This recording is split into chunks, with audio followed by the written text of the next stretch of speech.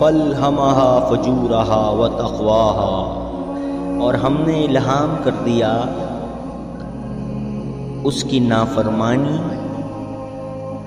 اس کا فسق و فجور، اس کی نادانی، اس کے گناہوں اور خرابیوں کے بارے میں، وَتَقْوَاهَا، اور تقوی کے بارے میں، اللہ کی ناراضگی سے بچنے کے بارے میں، کہ کس طرح اللہ کی ناراضگی سے بچا جائے، اللہ کی رضا حاصل کی جائے، اور کس طرح برائیوں سے بچا جائے، ان سے اوائڈ کیا جائے، ان کو نظر انداز کیا جائے، یہ الہام کر دیا گیا۔ فَأَلْهَمَهَا فُجُورَهَا وَتَقْوَاهَا۔ اب یہ جو ایک بات ہے، یہ میں اکثر سوچتا رہا، تو معلوم یہ ہوا کہ یہ جو دل پر الہام کی کیفیت ہے، یہ دل پر الہام کیوں آتا ہے، دماغ پر الہام کیوں نہیں؟ اس بارے میں نوٹ کر لیجئے۔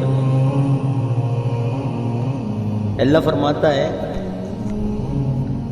نزل بہ روح الامین علی قلبک، یعنی ہم نے نازل کیا روح الامین کے ساتھ قرآن اس کے دل پر، یعنی روح محمدی صلی اللہ علیہ وسلم کا جو مسکن ہے وہ ہے قلب محمدی، یعنی معلوم ہوا کہ ہماری روح ہمارے جسم میں کس جگہ مکین ہے، کس جگہ ساکن ہے، وہ ہے ہمارا دل، یعنی دل روح کا مسکن ہے۔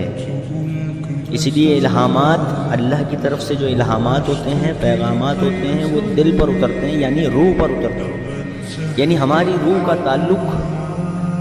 اللہ کے ساتھ، کیونکہ یہ روح ربانی ہے، یہ ہمارے اندر جو روح ہے یہ بھی روح ربانی ہے۔ تو اللہ فرماتا ہے نا وَنَفَخْتُ فِيهِ مِن رُوحِي، میں اپنی روح میں سے جب اس میں پھونک دوں، فَقَعُوا لَهُ سَاجِدِينَ، تو تم سجدہ کرنے والوں میں سے ہو جانا۔ یعنی اللہ کی روح میں سے اگر ہمارے اندر روح پھونکی گئی ہے تو ہماری اندر جو روح ہے وہ ہے روح ربانی، اللہ کی روح میں سے۔ تو اس روح کا تعلق خدا کے ساتھ باضابطہ ہے، بلا واسطہ ہے، اسی لیے الہامی کیفیت ہمارے دلوں پر، یعنی ہماری روحوں پر منطبق ہوتی ہے، ہماری روحوں پر اترتی ہے۔ تو اسی لیے فرمایا فَأَلْهَمَهَا فُجُورَهَا وَتَقْوَاهَا، پھر اس کے بعد کیا فرمایا قَدْ أَفْلَحَ مَنْ زَكَّاهَا، یعنی جو کچھ ہدایت الہام ہم بھیج رہے ہیں، ہم نے دل کو بتا دیا، روح کو بتا دیا کہ صحیح یہ ہے، غلط یہ ہے، پوٹینشلی اور حقیقی اعتبار سے، معنوی اعتبار سے ہمارا دل جانتا ہے کہ صحیح کیا ہے، غلط کیا ہے، اس کو کہیں سے فتویٰ لینے کی ضرورت نہیں، سب سے بڑا مفتی تو آپ کے پاس آپ کا دل ہے، اگرچہ وہ اللہ کے ساتھ متعلق ہے۔ پھر فرمایا قَدْ أَفْلَحَ مَنْ زَكَّاهَا، تو جو کچھ الہامات، جو کچھ ہدایت ہم نے اس کو دی ہے، اگر اس کے مطابق وہ چلا تو فلاح پا گیا، کامیاب ہو گیا، تزکیہ کر لیا اس نے۔ اور وَقَدْ خَابَ مَنْ دَسَّاهَا، اور جس نے ہماری اس الہامی کیفیت کو، ہماری اس ہدایت کو، ہماری رہنمائی کو نظر انداز کیا، وَقَدْ خَابَ مَنْ دَسَّاهَا، نامراد ہو گیا،